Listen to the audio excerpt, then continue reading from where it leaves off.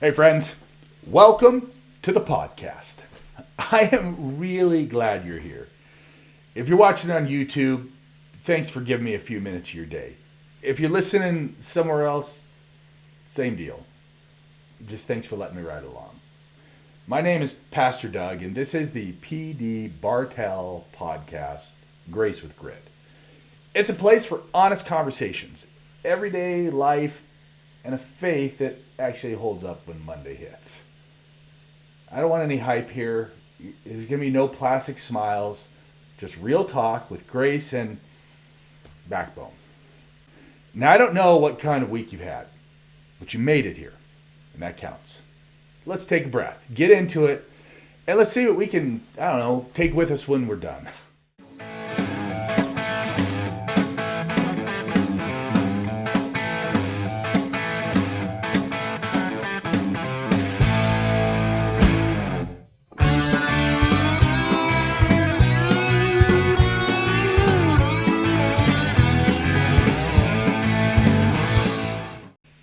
I've got a little confession. I learned a new word this week, and now I'm strutting around like I deserve some tweed jacket with a pipe in my mouth. The word is day-TAHNT, or détente. I know. It sounds like something you might order at a French bakery. I'll take 2 croissants and 1 détente, please. But listen. This actually is a really important word right now, because I think part of what's tearing us up politically, culturally, and even in our families is we don't have enough words to describe reality. We have a vocabulary problem, and the vocabulary problem is feeding our conflict problem. Okay, what is détente? Let me define this. The simplest definition I can come up with is this. The easing of hostility without pretending that the conflict is resolved. And that's key. Because détente is not friendship. It's not agreement. It's not some big emotional group hug where everybody admits that they were wrong. It's just the temperature comes down. People stop escalating. They stop throwing gasoline on the fire. They stop living in war mode all the time. Not because everything's solved, but because somebody decided if we keep going like this, we're going to burn this whole place down. That's détente. And we need the word because we need the concept. Here's my theory. If your words are childish, your solutions are going to be childish. If the only categories for words you have are win and lose, good and evil, hero, villain, crush or submit, disagreement becomes a cage match. You start treating your neighbor like they're the enemy. You'll treat your family like they're a battleground. You'll start treating politics like a holy war. And then we act shocked when everything turns into screaming, shaming, dunking, doxing, and dehumanizing. But of course it does. Because we reduce complex human reality into third-grade vocabulary. It's like trying to do advanced carpentry with a plastic spoon. I mean, you could try. It ain't going to go so well for you.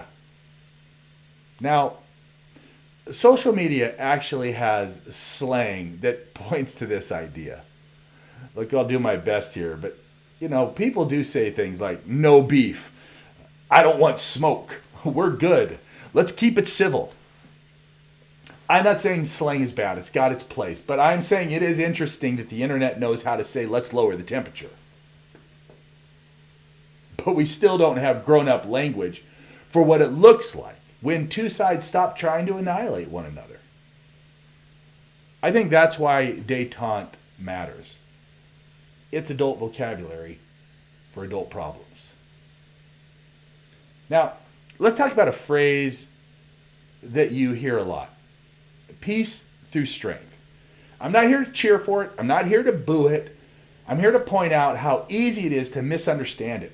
Because if your definition of peace is nobody's punching right now, then sure, strength can create that. But if the peace requires an or else, if the peace is basically be nice or else, then let's just be honest. That's not peace in its DNA. That's control. That's deterrence. That's containment. I mean, it might stop something. It might prevent escalation. It might create stability. But it doesn't magically create reconciliation. It doesn't heal hurts. It doesn't build trust. It doesn't turn enemies into neighbors. And if we don't have better words, we keep calling a managed standoff peace. And then we wonder why everybody stays angry underneath. Here's another word we need. Acquiescence. Acquiescence is basically, fine, I'll comply. Not because I agree, and not even because I trust you, not because you persuaded me, but because I'm tired, or maybe I'm afraid, or I don't have the power to resist. And that's not peace, that's compliance. And sometimes what people call peace is just acquiescence in nicer branding. And then there's this phrase, modus vivendi, Latin, super fancy. It means a way of living. In practice, it's, we're going to coexist even though we don't agree, because we have to. And it's not unity. It's not harmony. It's, we'll share the neighborhood without burning each other's houses down.